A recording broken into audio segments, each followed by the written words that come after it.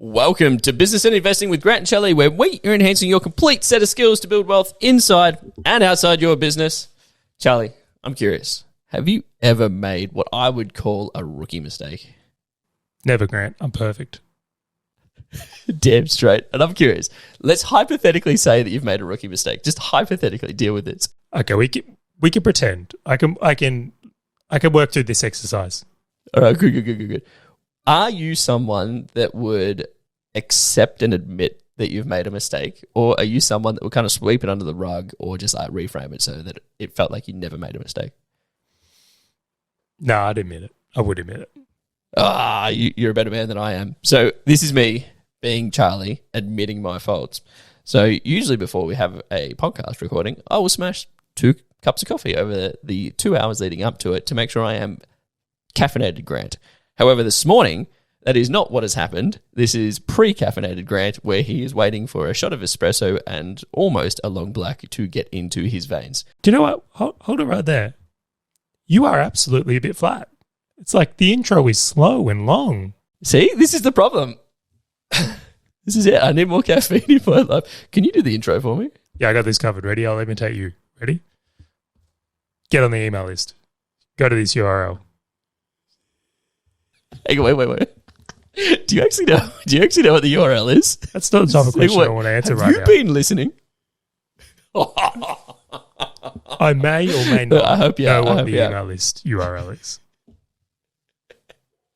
So for everyone who's listening, head over to businessandinvesting.com/newsletter, put in your name and email and subscribe. What do you do? Just black out when I do an intro? Like, this is outrageous. Let's cue disclaimer. I'm offended. It's Charlie here from Business and Investing, and I need to let you know that Grant, myself, and the Business and Investing team are in no way, shape, or form qualified to give you personal or specific financial advice. We strongly encourage you seek out and use professionals when you are making investment decisions or comparing investment products.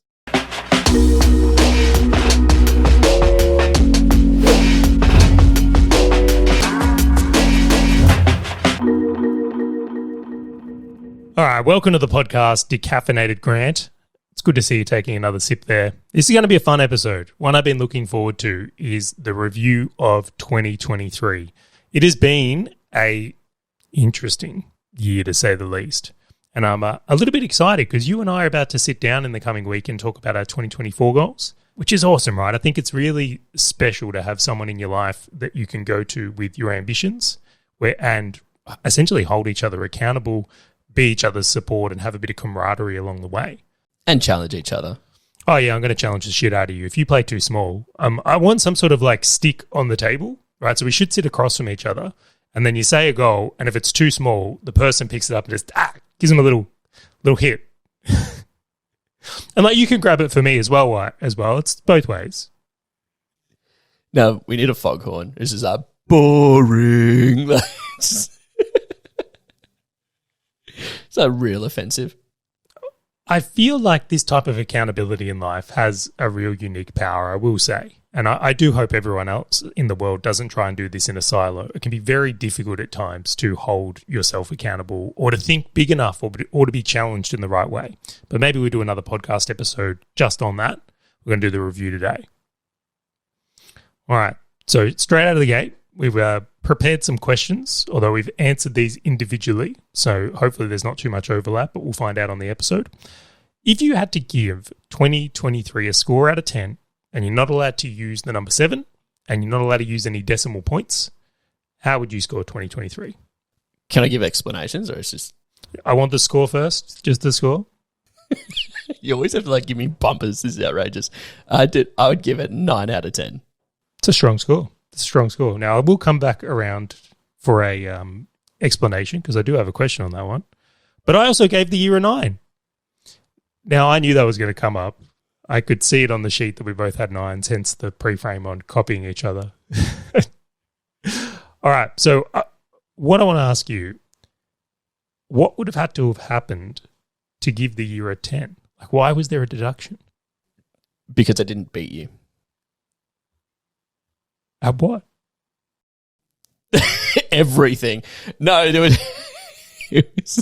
No, the only reason I didn't get a 10 is there were some things I had in my goals for 2023 around my health that, although I smoked my golf goal, I'm like, there were some other things that I wanted to be health related that I didn't, and it brought it down.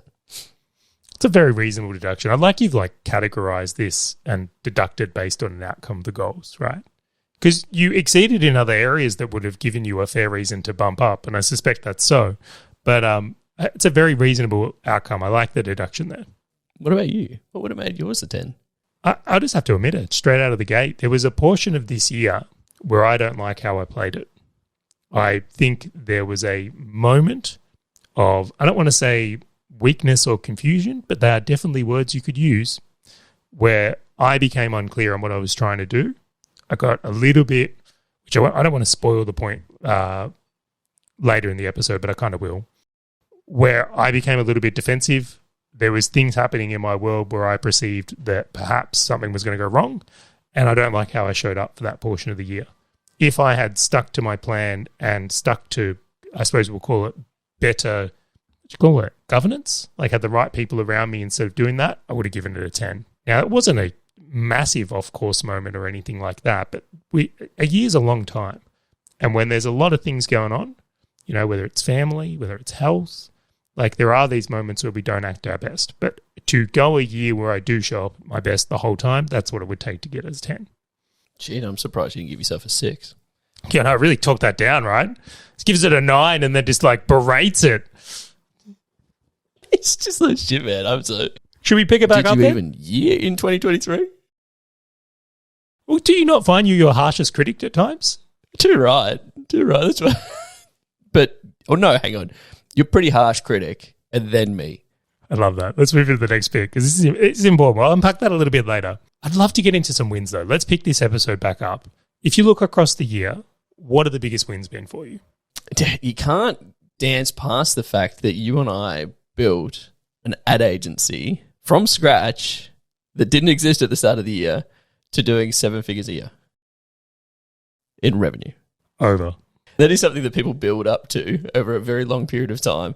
And it was towards the start of the year, you and I looked at what is going to be the tailwind in business for opportunities. And it was the decision around, well, everybody's going to desperately need good quality leads at a good price because they're all going to be feeling the pain. And we just stood in front of the tailwind and then just over-delivered. Do you know what I really have to give you credit for on that one? You called your shot. You said it to me at the start of the year. You built a really good thesis on why you felt ad agency was the better move for us this year and then executed it really well. I think a lot of people have good ideas or they'll call something, but when it comes to the execution of it, don't back it up. And to do that across a year, I'll commend you on. I think that's a sensational thing to do, and I'm expecting it every year now, just to be clear. I can't go back at all. But I'm like, dude, it's so funny because it wasn't even on the plan of 2023, and it's just, it was such a big win. It smoked expectations out of the waters. It's been phenomenal. I'm curious. What about you? All right, now these aren't in any order. I've got a few here, and I'll do one, and then we'll go back to you. But I would have to say that one of the biggest wins for my year has actually been moving to Melbourne, in the CBD. And I'll extend a little bit along that. And you say, well, why is that such a win? Right environment. I mentioned before that one of the things that happened this year was I don't want to say a little bit of a funk, but it that's what I'll call it. The thing that got me out of that funk, though, was getting into the right environment.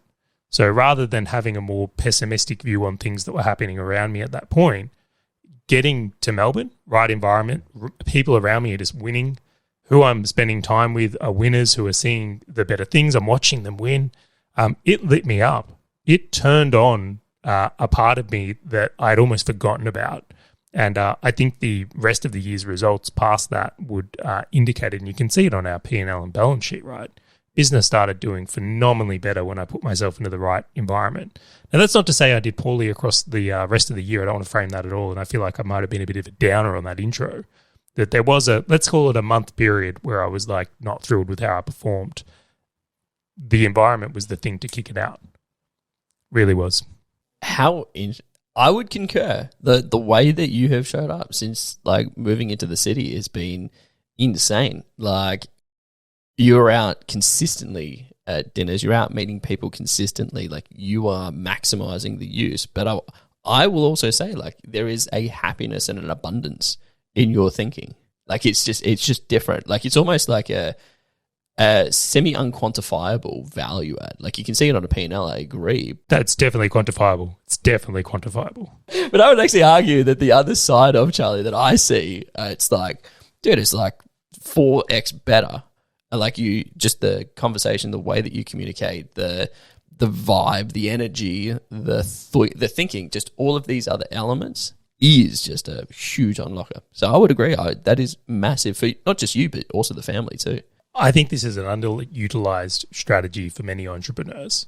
It really is. I think moving and getting into the right place could be the difference in you succeeding or not. I really do. But I don't want to harp on about this one too much. We've discussed it in other episodes. Give me another win, Grant. All right. This is I put 2 down, so this is my second one. So at the start of the year, I had a goal for the amount of property investment that I want to buy. And I am pleased to announce that I smoked it, Charlie. I got to over $500,000 higher than I expected. And you want to know the best part about it? The original goal that I set, I didn't actually think that I'd be able to achieve it. Like, I thought it was like a stretch goal. And I'm like, if I got like 70% of the way there, I'd be wrapped. And then I didn't just hit it. I like actually exceeded it. So it was like one of the biggest, like that is one of those ones where, you know, when you do something really big and then you finish it and like the minute that it's done, you sit back and like your body just goes into this relaxation mode and it's just like, oh, it's like you didn't realize just how hard you were pushing at it. That's what it was. Such a big win. This is where the surprise of my year is in what you're referencing right now. I really, at a point in this year with what was going on in the economy, the news cycle and interest rates, I thought it was going to be a tough year in investing. I really did. And I think anyone who's a business owner and seeing what's out there could have felt the same at times. Isn't it interesting that for both of us, it's been a year where wealth has actually done really well? It's a really interesting observation, and I'd love you to unpack why you feel that is for us, and then I'll add on to the back. Yeah, so I'll go into the earlier point I made is like I had seen a few businesses around us collapse earlier in the year, which you know these people. I won't name them on the show. I think they're fantastic people and great business owners, and they'll probably come back strong, but they made some mistakes. They did. And across the year, I watched a couple of businesses collapse, and I was like, ooh, that's not normal. That shouldn't be happening. And there were repercussions of things like interest rates, wages going up dramatically, cost of acquisition going up substantially for these businesses, and they just became unviable. And I'm looking at this and going, these aren't the worst business owners I know. These are some of the better ones. Some of the best. Yeah. And they've fallen into this circumstance, which means what's happening in the ones that aren't as good? And that was the thing that kind of triggered the off of like, let's put the shields up, let's play defensive for me. And that in turn is what I felt was going to lead to a poor year when it comes to wealth. Like signs are, if businesses are collapsing, if rates are like this, if all this stuff is happening, to make a positive out of it, I want to be more defensive and then be able to seize opportunities. That was a poor mindset in hindsight, because when you look at the results of the year, and I would have to bring this up now, but like S&P 500 is up more than 10% for the year and will probably finish above that. NASDAQ is well above that. Like the Australian property market, I think is going to finish with, I'll say nationally, somewhere between 7 and 10%, it looks like. Like you shouldn't see that type of result in an economy that's dying, right? Should be on a massive decline. So to look at that and go, on the back of getting the valuations on my properties, which I recently had done, and I know you have too, and then looking at the types of properties you've been able to acquire, and I'm like, what happened versus what I thought was going to happen? Way off. Absolutely way off. And hence why it was such a win, because it was the realignment to imagine if we just stuck to what we originally thought at the start of the year and then just rode that through the entire year.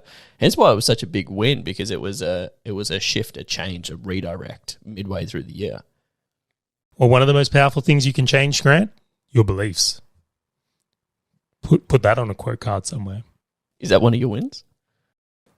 Well, I'll get into that because literally on my list, which I will put in here, when I look at it and I'll put it out there across the investing in business, like I did over $1 million this year in gains. And I'm like, in a defensive year, like this is my point. It was a misalignment of what was reality.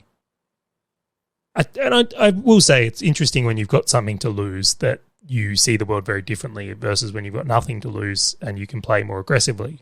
But some big lessons within that. But I would put that down as a win for both of us this year as like strong year financially. Like we both progressed very well forward. I have to admit, I kind of piggybacked your call on the ad agency. Do I get like best supporter? Like you did. You are winning support agent. Thank you very much. But you called it well and executed it well. I'll throw it to you for an alley-oop, huh? Yeah, cheers. I'll take that one. All right, so wealth, I think we both did incredibly well this year. And foot's down for a big 2024 as well, it appears, which we'll talk about later on. Another win I really want to talk about in here, and this is kind of related to the agency one, but I am even more reminded, I'm going to give this guy a shout out, Jimmy Halley. He's in my list of wins for 2023. Him coming on board and working with us at the agency. Right guy. I think I've said that 100 times this year.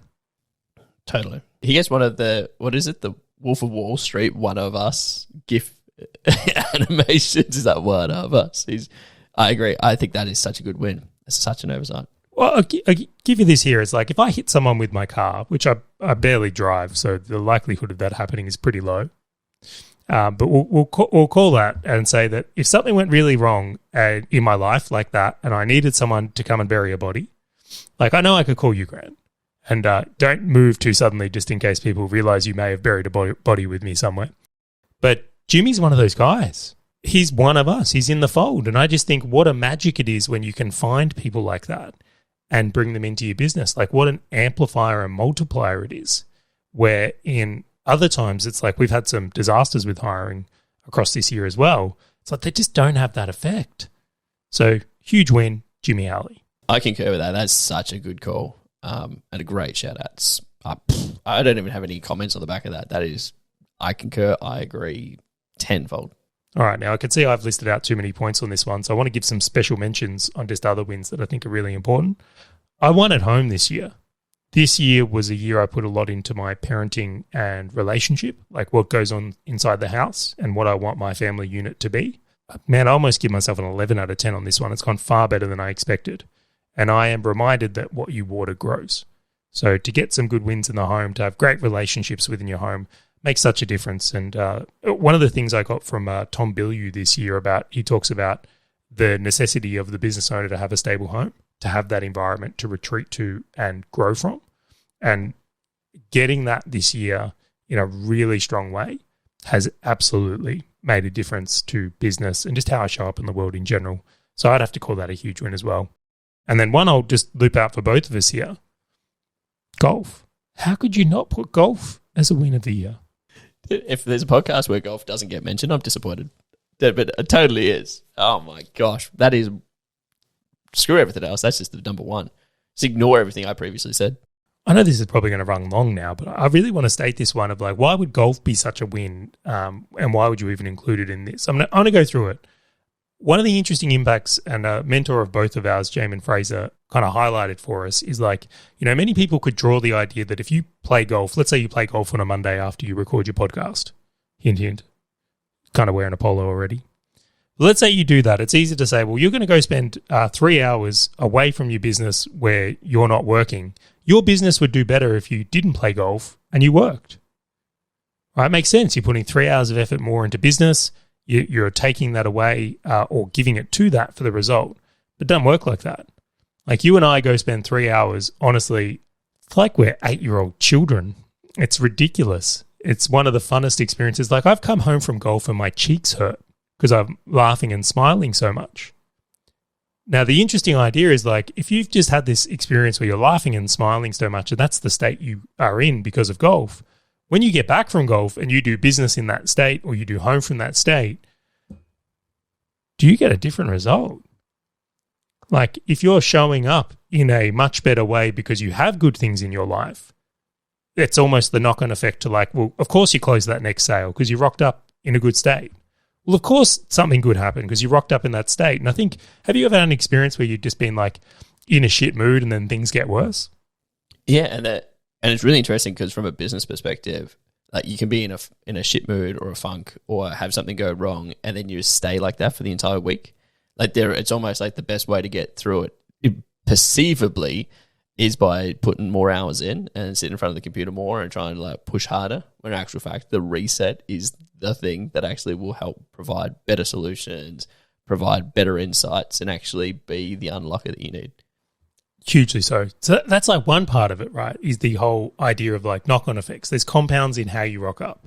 You rock up like a miserable fuck who's got the world owes him something and you're a victim, your business will reflect that. You rock up grateful, happy, having a good time, you compound that will work for you in a really powerful way. So that's one side of it. Second side of it, I don't know if this has had the effect on you, but being a beginner at something again. Like, I've forgotten how enjoyable it is to like learn and grow yourself personally. And I realize, right, like golf, it's like hitting a ball in a hole, right? It's perceivably like dumb. But what a brilliant thing to grow and develop yourself personally. And then that absolutely shows up in the rest of your life as well. Like a personal growth thing has been a really massive part of this one. I agree. It's just so funny how our two different ways of business has reflected itself in our golf game. It's a beautiful thing. All right, let's power on. Next section we got here is our lessons of the year. I'll let you lead this one off. Biggest lesson of the year. All right, so there is one massive one, and it's become more apparent through, and you touched on the fact that there were quite a few business owners that we knew that were having a difficult time. Difficult, imploded. Literally imploded. And you speak about how, like on the golf course, we talk about quite a lot of business ideas, reasons why, and we really try to solve the world's problems. One of the biggest lessons that I really hit on and was reminded of was the idea of how you play business. In my view, it's like 80% lower risk / where you know it's like almost a known outcome, where it's if I continue to do this from a leads, this from a sales, this from a delivery, I should be able to get these results. And having that as a foundational base to then build off on for the final 20% of effort. So think of how do I retain X amount of revenue every single month? So if you're making 50 grand revenue, how do I retain $50,000 worth of revenue a month? And then how do I put 20% of effort into growing that? Instead of what we see regularly is it's almost like people want to push 80% of everything back in to try and get huge outside results, and there's only 20% of a known result. And it's been a really interesting lesson that I just continually see over and over and over again. And this year is sort of that idea of having a stronger and larger foundational base. I love this point. I love it so much. And I want to articulate it in a different way just to make sure this point is clear. It's like, if you're the person that never does anything new, never innovates, never does anything, it's almost like your business just goes into decline through complacency. It's completely. And we see it, right? People rest on their laurels. They don't learn anything new. They don't try anything new with acquisition, whatever it is. They stay the same. And then just over time, it's just like the yellow pages, just... and then conversely is you've got people that are just like swinging for the fence too hard and rolling the chips in too many times. And as one thing goes wrong, the impacts are massive. Like there's no safety net at all to grow from. So like the idea of that being a balance, it's not one or the other. And even your ratio, I think, of 80-20 is like a great starting point for a lot of people. A huge fan of. This is something I'm stealing. I want to pretend this is my point as well. Yeah, and actually I like you 100% because if you went, to your point, 100% complete risk off and like you didn't innovate, didn't change, I agree. You're going to, like the yellow pages. And if you went even 50-50, I think is way too much. All right, because it's like 50% of your time's getting consumed with so much innovation and change. And every time we try to do a project of innovation and change, Charlie, it never is perfect. There's always problems with it. It has to be changed. It has to require a little bit of massaging, tender love and care before it becomes a constant or before it becomes the new normal. And it's like if you just have too much of that uncertainty, it's going to be a bad time for everybody. And so it's almost like a realignment that I consistently see myself going back to, even in our ad agency, is like, how do I consistently come back to this 80% of consistency, this 80% of Great. Let's continue doing the right things the right way, and let's continue to innovate with that final 20%. Huge point. Love that. Love that in a big way. The lesson, the big overarching lesson to 2023. There's so much to that, but I am curious of what yours is. Yeah, I'm going to go to this one here. It's like, number one, and I have to really link this to the rest of the episode, is like how people react to events in business is the difference, right? So we've spoken about one already where it's like, I've seen a couple of businesses collapse around me. I reacted into that in a defensive way, and then that led on to a whole bunch of knock-on effects, where if I'd have reacted to that differently, there would have been a very different effect that came into it. So a huge lesson for me across this year, and I've seen this not just in myself, but in many, many people, is that when certain things happen, how you react to them and how you decide to show up is the difference from there. It's not the event that is the thing that happened. That's the story. It's our reactions that we need to come in control of. So, I mean, a smarter way, just to use this one here again, is like when these two businesses collapsed, if I'd have gone around and looked for 10 businesses that were succeeding in that time, my perspective would have been, well, 2 out of 10 did poorly. There was plenty of people winning at that time. But I chose to see that as 2 have failed, they've all got to be failing. And I reacted in that way because of it. So I think that's a huge lesson for me in like making sure that I'm constructing the right narratives and in how I'm showing up for business. Now, very fortunately, like I haven't done damage because of this. I want to make it really clear is like all that happened is I shifted to a more defensive mode. I built up cash reserves. I prepared for if the world's going to end is that I'm going to be in a position to take advantage of it, which isn't a bad place to be. But I look at it and go, I could have been much more aggressive towards wealth goals or business goals or with hiring and seen a very, very different result. So that's one of my huge lessons of the year. I think is a huge one. Yeah, I think the interesting layer to that as well is that from a negative event, you almost can look for confirmation bias. It's like you will start ignoring the information that actually contradicts the perception that you have. That's what I did. So you sit there and you're just like, yeah, it's like, see, everybody else is seeing the same thing. See, everybody else is going through the exact same, even though there's like 98% of the information is like, well, no, actually, it's different. But you've just gone down that little rabbit hole where it's validated that you are not the problem. It's like something else. It's like, oh, whatever decision you've made is now the right one because you've selected to be around that. There's just so much there. Unfortunately, what I did here, and like, when we get to this idea, right, it's like, I'll use an extreme here. So you've got Robert Kiyosaki, debt is the best thing in the world. Like as much as you can get, you should just be getting debt. And then you've got Dave Ramsey, which is like, debt's the worst. You shouldn't have any debt at all. Right, so you've got these really two polarizing camps. And I want you to think of it in the idea that in this example, I went from being Robert Kiyosaki to more like Dave Ramsey. And it's like, but I'm half still Robert Kiyosaki. And when you dance in both camps of trying to be polarizing views, like try and be a vegan and a carnivore at the same time, right? It's like, leads to indecision, it leads to uncertainty. Like there's a whole bunch that can come from it if you're not in that way inclined. So a huge pickup in how I play it from there. But I won't keep rambling on at this point. One other lesson I really look at from this year is this like return on effort. So did well, great year in business. We did well this year. I'm not going to hide the fact we had a successful year. I think, if anything, I'm proud of it. But the thing I look at as well is that I certainly didn't do as much investing this year as I did business. I did a lot of business. A lot of my time and effort was on business. I didn't do as much on property or investing, yet property performed for me in a big way.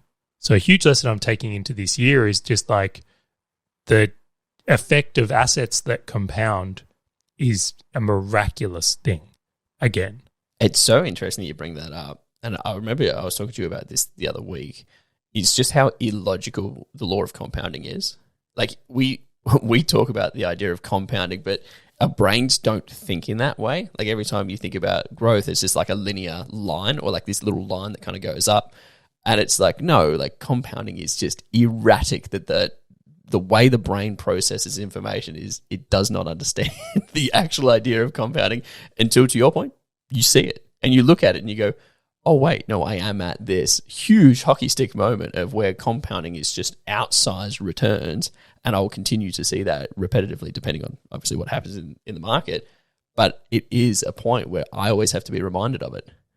because I just always think of it like a linear line. Well, I'll call it out, right? I don't hide on this show at all, but it's like I have over 5 million in property, over, right? And I look at that and go, in the markets I'm in and the numbers that are coming across here, it's looking like it's going to be at like an 8 or 9% return on average. Now, noting, might be 10 because we've got some really great properties that have done incredibly well this year. Are you doing the math on that?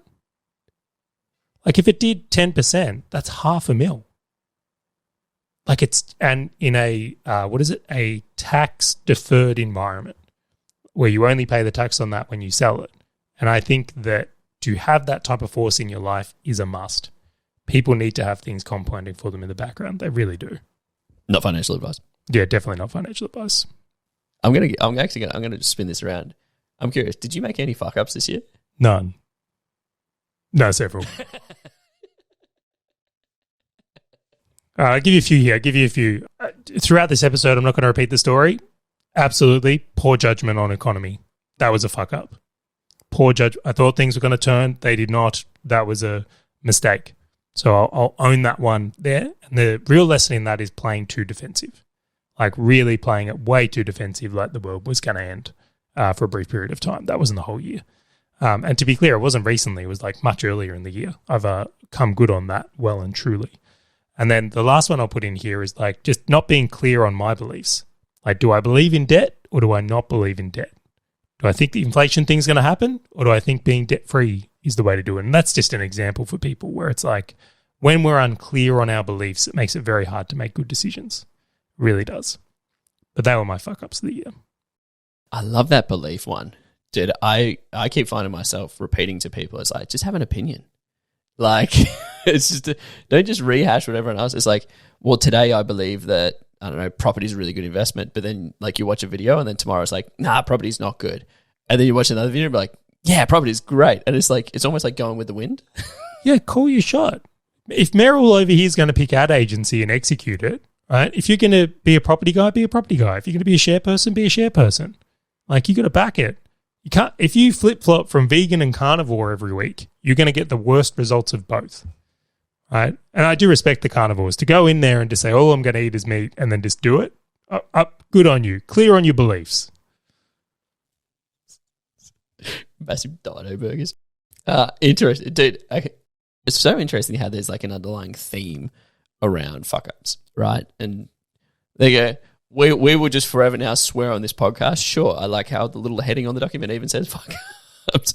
So for me, one of them was, and I summarize it with the idea of being half pregnant, right? And this goes back, I can't remember where I got it from, which is like, you can't be half pregnant. You're either pregnant or you're not pregnant. Like, don't sort of sit in the middle line. And I was half pregnant on buying a principal place of residency for Hazel and I, where it was, if the week had done well, I was able to look on realestate.com and then see some properties that would go to an open for inspection. If it was a busy week, what I would do is I would go to the other side and actually try and look at properties. And there you go. I got a thumbs up going on. I'm just going to redo that again. Hang on. No, roll through. It worked fine. Heard you fine, man. Keep going. And so, but then if it was a busy week, what would happen is I would not look at real estate and I would not go to open for inspections and then I would not go to auctions. And guess what, Charlie? I didn't end up with a house. Can I ask you a question on that? I really want to dig a little bit deeper here because I think there's a clear distinction on this of going, is this a confidence thing where it's like business is going well, I feel like I can buy a PPR? Or is this a workload thing and going, well, I'm just so busy I can't get to this. Is the plate too full? Correct priority and sequencing. That's exactly what it was. It's like if it was as big of a priority for myself, it would have been at the top of the list, right? But it wasn't. And so because I wasn't as bought into it, the outcome of it, as it was in like business, for example, it was what got the scraps. It was what got the end. And then I made a decision to go and get a buyer's agent to help us purchase, who did really well. But when I got busy again, I would not ping the buyer's agent and I wouldn't look at things that they'd sent me. And so then again, it just got to this point of me just not showing up in the way that I had perceived at the start of the year when I said, this is a goal for me for 2023. And so like a big fuck up for me is potentially is biting off too much that I can chew, but also not just hitting hard and going straight down that path of saying, this is what I'm going to do and I'm going to allocate the time appropriately in order to achieve it. And what is the outcome going to be next year? You put less things on your plate? Correct. Or I put better resources in play. Like what I really should have done upon reflection is just put the buyer's agent in place. I'm going to go buy a principal place of residency, buyer's agent's in place. You got 2 months, 3 months, let's lock it in and get someone else to do it for me. See, I love that because it's a committal nature to using an external service. So when you use a buyer's agent to do a property, you got to pay up your buyer's agent fee, which kind of locks you into doing it. It's like I've made a decision where, especially in Melbourne real estate, right, when you're in that cycle of going to open homes, trying to work out auctions, trying to get inspections done, it's very easy to fall off. So I love it when you can resource something, preferably with a commitment, because it becomes much more certain. So I like that. I really like that. Totally. And then another fuck up that we've spoken about before is the idea that traveling for scalability in business is like peas in a pod, goes hand to hand, Charlie.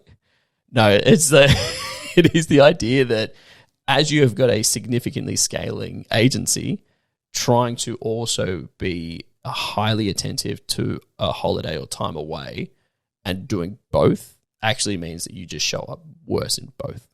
There's a whole bunch of nomads out there just angry right now.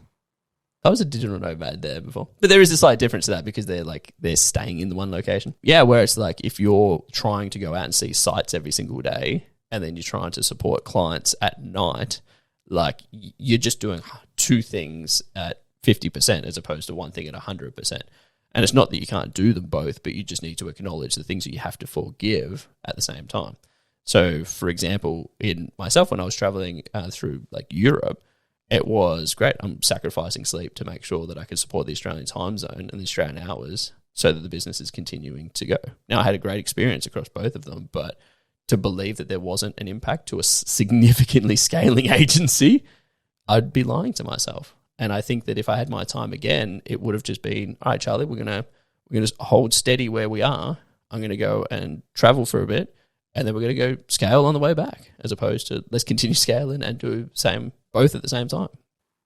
It's a difficult thing, and some people have businesses that require travel, right? So imagine you're doing what you're doing, but you're speaking on stages around the world.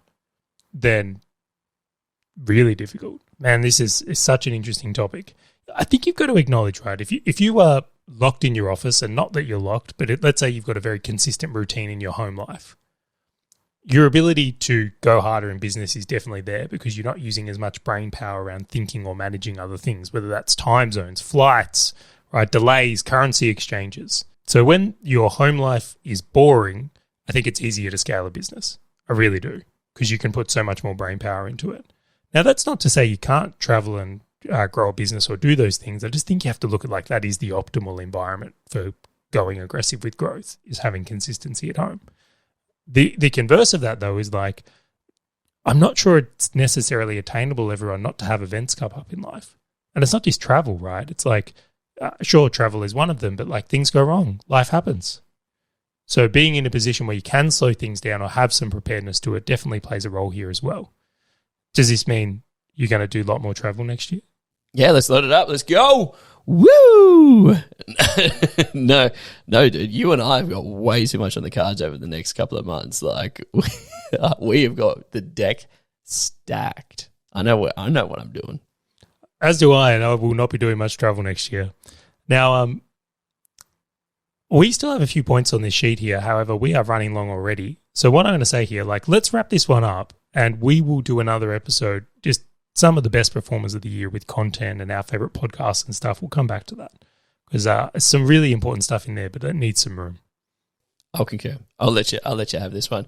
So if you're listening to this and you want to be part of the next episode or listen or join in, head over to businessandinvesting.com/newsletter, put in your name and email, and Charlie will send you an email and notify you the second it comes out. Just want to say thank you, and we'll catch you on the next episode of Business and Investing.